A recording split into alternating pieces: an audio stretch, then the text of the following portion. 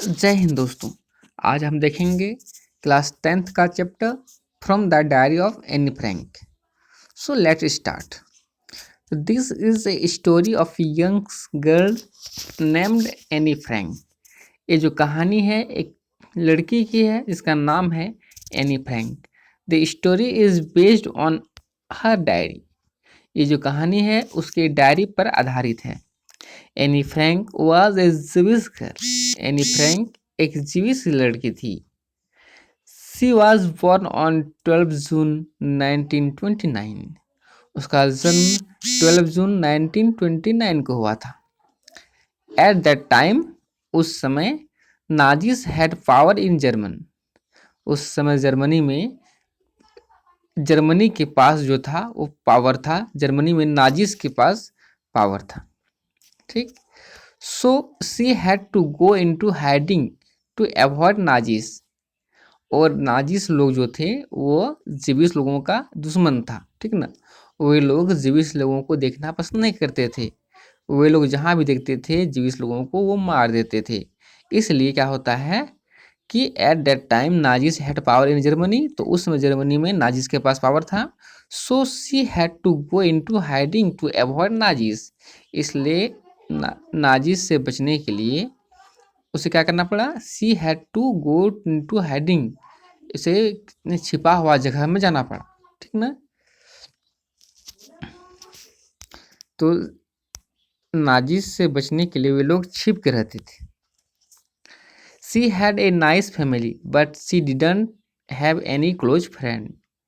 तो जो Anne Frank का था फैमिली बहुत ही अच्छा था, बट उसके पास कोई भी क्लोज फ्रेंड्स नहीं था, कोई भी अच्छा दोस्त क्लोज दोस्त नहीं था।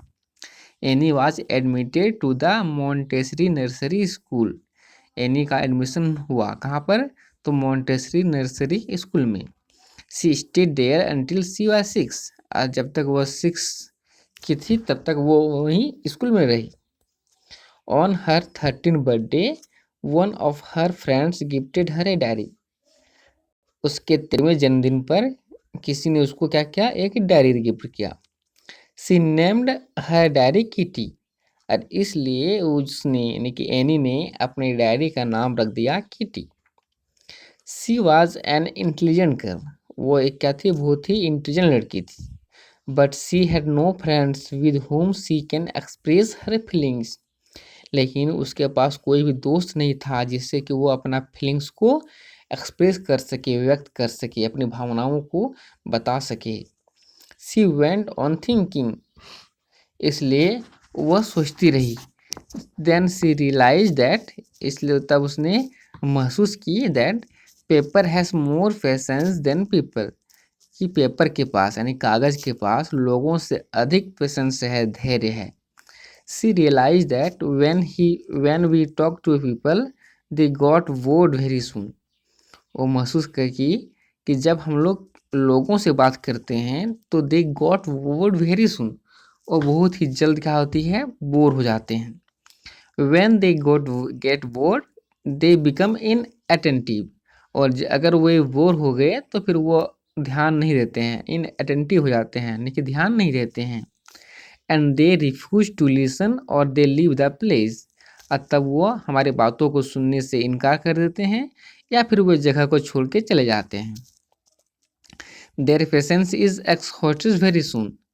There patience is exhausted very soon. उसका जो धैर्य है वो बहुत ही जल्दी समाप्त हो जाता है। The power of their patience is very low. और लोगों का जो पेशेंस का जो पावर होता है बहुत ही कम होता है। But when we write on paper they never get bored. लेकिन जब हम लोग पेपर पर लिखते हैं वो कभी भी बोर नहीं होता है। We may go on writing pages after pages. हम लोग पेपर में पेज दर पेज नहीं, जितना पेज चाहिए हम लोग उतना पेज लिख सकते हैं। Paper never asked us to stop writing. Paper हमसे कभी भी ये नहीं बोलता है कि लिखना बंद कर दो। People refuse to listen our thoughts and feeling but paper can't. लोग जो है हमारा थॉट्स, हमारा भावनाओं को, हमारे विचारों को सुनने से इनकार कर देता है, बट पेपर कांट। लेकिन पेपर ऐसा नहीं कर सकता। Paper is the best companion. इसलिए पेपर जो है वो सबसे अच्छा साथी है। So she decided to write a diary, इसलिए उसने निर्णय लिया कि वो एक डायरी में लिखेगी। She wrote about daily events, her thoughts, school grades and other event etc।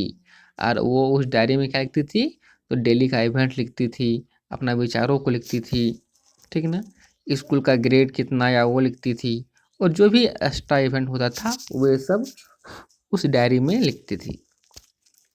Any was an intelligent girl, Anne क्या थी, एक इंटेलिजेंट लड़की थी। But she talk too much in the class, लेकिन वह क्लास में बहुत अधिक बोलती थी। Mister Keesing was her math teacher, mister Keesing उसका मैथ टीचर था। So mister Keesing asked her to write an essay, इसलिए मिस्टर केसिंग ने उससे बोला write an essay on a chatter box as a punishment. तो वो class में बहुत अधिक बकती थी, बोलती थी, इसलिए मिस्टर केसिंग ने इसको क्या किया, एक होमवर्क दे दिया एक पनिशमेंट के रूप में, कि ऐसे लिखने के लिए किस पर, एक चैटर बॉक्स पर। चैटर बॉक्स क्या होता है, जो बहुत अधिक बोलने वाला बॉक्स, ठीक ना, बहुत अधिक जो बोलता है उसको बोलते हैं हम लोग चैटर बॉक्स। तो उस पर उसने ऐसे लिखने दे दिया किसको, एनी को। Any road that talking was a student trait, any जब ऐसे में लिखती है कि बोलना तो स्टूडेंट का गुण है।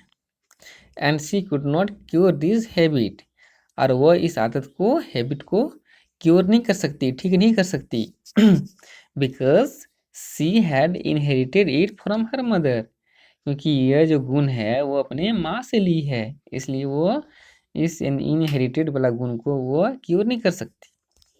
But any did not stop talking much in the class, punishment मिलने के बाद भी एनी जो है क्लास में बोलना कम नहीं की। Mister casing again gave her another essay to write on quack quack quack said mister chatterbox, mister Keesing ने फिर से उसे एक और ऐसे दे दिया लिखने के लिए, किस पर, तो उसका इस बार जो टाइटल था वो था quack quack quack said mister chatterbox, ठीक ना। एक क्वैक क्वैक क्वैक किसका आवाज़ है, तो ये डक की आवाज़ को हम बोलते हैं क्वैक क्वैक क्वैक, ठीक। तो इस पर दे दिया उसको लिखने के लिए। She decided to write the essay in verse, तो वो निर्णय लेती है कि इस बार वो जो एसे लिखेगी वो वर्स में लिखेगी, यानी कि पोएम के फॉर्म में लिखेगी। So she took help of a friend Sanne, because Sanne was good in poetry, इसलिए वो इस बार हेल्प ली किसका, अपने फ्रेंड का, उसका नाम क्या था, सने, जो कि पोएट्री में बहुत ही अच्छे थे। Mister casing always tried to play a joke on her, so Annie decided to write this poem on Mr. Kissing. Mister casing हमेशा जो है वो एनी पर, उस पर यानी कि मजाक करता था, ठीक ना, इसलिए इस बार एनी डिसाइड की कि नहीं, इस बार जो है वो मिस्टर केसिंग के ऊपर ही पोएम लिखेगी, वो ऐसे को लिखेगी, और वो भी किस पर, वर्स पर, यानी कि पोएम के फॉर्म में। इसलिए उसने अपने दोस्त किससे, तो सनी से मदद ली, हेल्प ली। Anne wrote poem, it was, Anne एक पोएम लिख दी, ठीक है ना, और इट वाज किसके बारे में थी, जो पोएम था वो किसके बारे में था, तो it was about a mother drag and father swan with 3 babies duckling, ठीक ना। और ये पोएम किसके बारे में था, तो इसमें पोएम में था एक मदर डक था और फादर स्वान था, यानी कि वो डक, ठीक ना, बत्तख था एक माँ, और स्वान यानी फादर था उसका स्वान, उसका 3 बच्चे थे। The father beat the duckling to death because they quacked too much, ठीक ना। उसने लिखी कि फादर जो है, स्वान जो है, वह तीनों डकलिंग को मार मार के मार दी, ठीक ना, क्यों, क्योंकि वो बहुत अधिक बोलती थी, इसलिए बस ये पोएम लिख के दे दिया। Mister casing understood the poem, mister casing जब इस पोएम को पढ़ा तो वह समझ गया, ठीक ना, कि वह क्या कहना चाह रही है। Thereafter he never punished her again, उसके बाद उसने कभी भी उसे दोबारा पनिशमेंट नहीं दिया। इससे स्पष्ट होता है कि एनी जो थी वो थी इंटेलिजेंट गर्ल थी। बस समझ में आ गया। Thank you.